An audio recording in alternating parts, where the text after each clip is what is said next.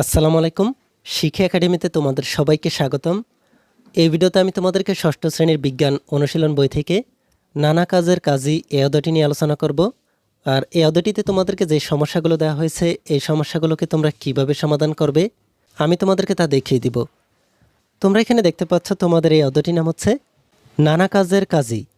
এই অধ্যায়টির লেখাগুলোতে তোমাদেরকে বলা হচ্ছে আমাদের চারপাশে অনেক শ্রেণী পেশার মানুষ আছেন যাদের উপর বিভিন্নভাবে আমাদেরকে নির্ভর করতে হয়।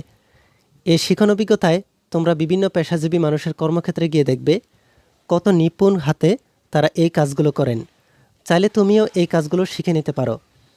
খেয়াল করলে দেখবে ওনারা যেসব যন্ত্রপাতি ব্যবহার করেন তার অনেক কিছু আমরা এমনকি বাসাবাড়িতেও ব্যবহার করি। কিন্তু কখনো কি ভেবে দেখেছ এই যন্ত্রপাতিগুলো কিভাবে আমাদের কাজ করতে সাহায্য করে? চলো অনুসন্ধান শুরু করা যাক। এরপর এই পরবর্তী পৃষ্ঠা থেকে তোমাদের প্রথম সেশন শুরু। এই প্রথম সেশনের লেখাগুলোতে তোমাদেরকে বলা হচ্ছে প্রথমে একটু ভেবে দেখো তোমাদের এলাকায় এমন কি পেশার মানুষ আছেন যারা বিভিন্ন হাতের কাজ করেন, যেমন কামার, কুমার, নাপিত, মালি, রাজমিস্ত্রি, দর্জি, কাঠমিস্ত্রি ইত্যাদি পেশার মানুষ।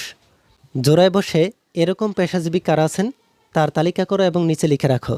তাহলে তোমাদেরকে এখানে বলা হচ্ছে তোমাদের এলাকায় কি পেশার মানুষ আছে যারা বিভিন্ন হাতের কাজ করেন, ওই রকম পেশাজীবী কারা আছে তা তোমাদেরকে তালিকা করে নিচে লিখে রাখতে হবে। এখানে তোমাদেরকে পেশাজীবী কারা কারা আছেন তাদের তালিকা তৈরি করতে বলা হচ্ছে। তোমাদেরকে বিভিন্ন পেশার নাম এখানে লিখে রাখতে হবে। তোমাদের আশেপাশে যে পেশাজীবীদের নাম আছে তাদের নামগুলো দিয়ে এখানে লিখে রাখবে। আমি তোমাদেরকে একটি নমুনা সমাধানের মাধ্যমে দেখিয়ে দিচ্ছি তোমরা কিভাবে এখানে পেশাগুলোর নাম লিখে রাখতে পারো। তোমরা এখানে দেখতে পাচ্ছ আমি এখানে পেশার নাম লিখে নিয়েছি। প্রথম পেশাটি হচ্ছে কৃষক, এরপরে হচ্ছে জেলে, তাঁতি, ব্যবসায়ী, শ্রমিক, মুচি, ফেরিওয়ালা, চালক, শিক্ষক, ডাক্তার, সাংবাদিক, আইনজীবী, প্রকৌশলী, ক্রীড়াবিদ, উকিল। এভাবে তোমরা আরও পেশার নাম লিখতে পারো। এরপরে তোমাদেরকে এখানে বলা হচ্ছে এবার ভেবে দেখো এই পেশাজীবীরা তাদের কাজের সুবিধার্থে কী ধরনের যন্ত্র ব্যবহার করেন।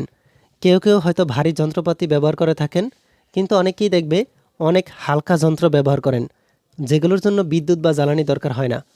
কাঁচি থেকে স্ক্রুড্রাইভার এই সকল কিছুই এর মধ্যে পড়ে। এই যন্ত্রগুলো চিনতে এবং এগুলো কিভাবে কাজ করে তা জানতে তাদের কর্মক্ষেত্রে গিয়ে সেগুলো দেখে আসা প্রয়োজন। এমনকি চাইলে তোমরা নিজেরাও কিছু কাজ শিখে নিতে পারো। তাহলে তোমাদেরকে এখানে বলা হচ্ছে তোমাদের আশপাশে যে পেশাজীবীরা আছে এই পেশাজীবীরা কি যন্ত্রপাতি ব্যবহার করে আর এই যন্ত্রগুলো চিনতে এবং এগুলো কিভাবে কাজ করে তা জানতে তাদের কর্মক্ষেত্রে গিয়ে সেগুলো দেখে আসতে পারো। আর চাইলে তোমরা নিজেরাও কিছু কাজ শিখে নিতে পারো। এরপরে তোমাদেরকে বলা হচ্ছে দলে ভাগ হয়ে যাও, কোন দল কোন পেশাজীবীর কাজ দেখতে যাবে তা লটারির মাধ্যমে ঠিক করে নাও, কিংবা কাছাকাছি বাড়ি হলে যাতায়াতের সুবিধা বিবেচনা নিয়েও এই সিদ্ধান্ত নিতে পারো। শিক্ষকের সহায়তায় একটি সুবিধাজনক দিন ঠিক করে নিয়ে তাদের কাজ সরেজমিনে পর্যবেক্ষণ করার একটা পরিকল্পনা করে ফেলো। এরপর পরবর্তী পৃষ্ঠায় তোমাদেরকে এখানে একটি ছক দেওয়া হয়েছে। এই ছকটিতে তোমাদের পর্যবেক্ষণ করা পেশাগুলোর নাম দিয়ে এই ছকটিতে পূরণ করতে হবে। তোমরা এখানে দেখতে পাচ্ছ এই ছকটিতে তোমাদেরকে প্রথমেই বলা হচ্ছে পেশার নাম কি। তোমাদেরকে এখানে পেশার নাম লিখতে হবে। এরপরে এই পেশাজীবীরা কোথায় কাজ করেন, কি টুলস বা যন্ত্র ব্যবহার করেন, তোমাদেরকে এখানে টুলস বা যন্ত্রগুলোর নাম লিখে রাখতে হবে। এরপরে এই টুলস বা যন্ত্রগুলো কি কাজে ব্যবহার করেন তা তোমাদেরকে এখানে লিখে রাখতে হবে। এরপরে এই টুলস বা যন্ত্রগুলো ব্যবহারের সুবিধাগুলো কি তা তোমাদেরকে এখানে লিখে রাখতে হবে। সর্বশেষে এই পেশা বা যন্ত্রগুলো ব্যবহারে কি দক্ষতার প্রয়োজন হয় তা তোমাদেরকে এখানে লিখে রাখতে হবে। তাহলে তোমরা কিভাবে একটি পেশার নাম দিয়ে এই পেশাগুলোর সম্পর্কে তথ্যগুলো দিয়ে কিভাবে এই ছকটিতে পূরণ করতে পারো আমি তোমাদেরকে তা একটি নমুনা সমাধানের মাধ্যমে দেখিয়ে দিচ্ছি। তোমরা আমার দেওয়া নমুনা সমাধানটিকে ভালোভাবে দেখে তোমাদের নিজেদের মতো করে পেশাগুলোর তথ্য দিয়ে এই ছকটিতে পূরণ করে নেবে। চলো তাহলে আমি তোমাদেরকে সমাধানটি দেখিয়ে দিচ্ছি। তার আগে তোমরা যারা এখনও আমাদের চ্যানেলটিকে সাবস্ক্রাইব করোনি তারা এখনই আমাদের চ্যানেলটিকে সাবস্ক্রাইব করে রাখো। আর যারা সাবস্ক্রাইব করেছো তাদেরকে অসংখ্য ধন্যবাদ। তোমরা এখানে দেখতে পাচ্ছ আমি এখানে এই ছকটিতে পেশার নাম, এই পেশাজীবীরা কোথায় কাজ করেন, কি টুলস বা যন্ত্র ব্যবহার করেন এই তথ্যগুলো দিয়ে এই ছকটিকে পূরণ করে নিয়েছি।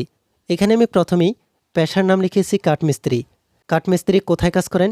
দোকান, কনস্ট্রাকশন সাইট, বাসাবাড়ি ও অফিসে। কি কি টুলস বা যন্ত্র ব্যবহার করেন?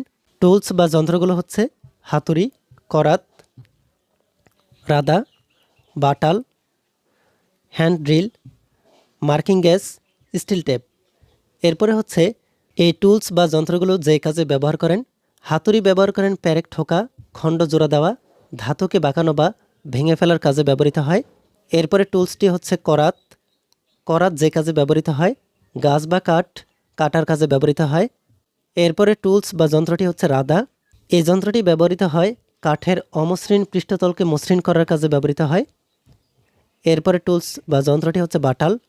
বাটাল কাঠের জোড়ায় বা সংকীর্ণ জায়গায় কাঠ কাটার কাজে ব্যবহৃত হয়। এরপরে হচ্ছে হ্যান্ড ড্রিল। হ্যান্ড ড্রিলের মাধ্যমে কাঠের ছিদ্র করার কাজে ব্যবহৃত হয়। এরপরে হচ্ছে মার্কিং গ্যাস। মার্কিং গ্যাস কাঠের পার্শ্ব বা প্রান্তের সমান্তরালে কাঠের উপর দাগ টানার কাজে ব্যবহৃত হয়। এরপরে হচ্ছে স্টিল টেপ। স্টিল টেপ কাঠের বিভিন্ন অংশের মাপ গ্রহণের কাজে ব্যবহৃত হয়। এরপরে হচ্ছে এই টুলস বা যন্ত্রগুলো ব্যবহারের সুবিধা কি কি? প্রথমেই হচ্ছে হাতুড়ি। হাতুড়ির মাধ্যমে সহজে প্যারেক ঠোকা, খণ্ড জোড়া দেওয়া, ধাতুকে বাঁকানো বা ভেঙে ফেলা যায়। এরপরে হচ্ছে করাত। প্রয়োজনীয় মাপে ও সহজে কাঠ কাটা যায়। এরপরে হচ্ছে রাদা। সহজে কাঠের পৃষ্ঠতলকে মসৃণ করা যায় ও বিভিন্ন নকশা তৈরি করা যায়। এরপরে হচ্ছে বাটাল। বাটালের মাধ্যমে কাঠের নকশা তৈরি ও সহজে সংকীর্ণ জায়গায় কাঠ কাটা যায়। এরপরে হচ্ছে হ্যান্ড ড্রিল। প্রয়োজনীয় স্থানে সহজে ছোট ও গভীর ছিদ্র করা যায়। এরপরে হচ্ছে মার্কিং গ্যাস। মার্কিং গ্যাসের মাধ্যমে সঠিক মাপে ও দ্রুত কাঠের উপর দাগ টানা যায়। এরপরে হচ্ছে স্টিল ট্যাপ। স্টিল ট্যাপের মাধ্যমে অনেক ছোট থেকে অনেক বড় মাপের বস্তুর দৈর্ঘ্যের পরিমাণ নির্ণয় করা যায়। এরপর সর্বশেষে হচ্ছে কি কি দক্ষতা প্রয়োজন হয়। প্রত্যেকটা টুল বা যন্ত্র চালনা সম্পর্কে জানতে হবে। তাহলে তোমরা দেখতেই পাচ্ছ তোমরা কিভাবে এই ছকটিতে একটি পেশার নাম দিয়ে এবং পেশা সম্পর্কে বিভিন্ন তথ্য দিয়ে এই ছকটিতে পূরণ করতে পারো। এই ভিডিওতে এই পর্যন্তই। পরবর্তী ভিডিওতে আমি তোমাদেরকে এই অধ্যায়ের দ্বিতীয় সেশনে যে কাজগুলো দেওয়া হয়েছে এই কাজগুলোকে তোমরা কিভাবে সমাধান করবে আমি তোমাদেরকে তা দেখিয়ে দিব। এই ভিডিওটি তোমাদের কাছে ভালো লাগলে ভিডিওতে কমেন্ট করে জানাতে পারো। আর পরবর্তী সকল ভিডিওগুলো পাওয়ার জন্য আমাদের এই চ্যানেলটিকে এখনই সাবস্ক্রাইব করে রাখো।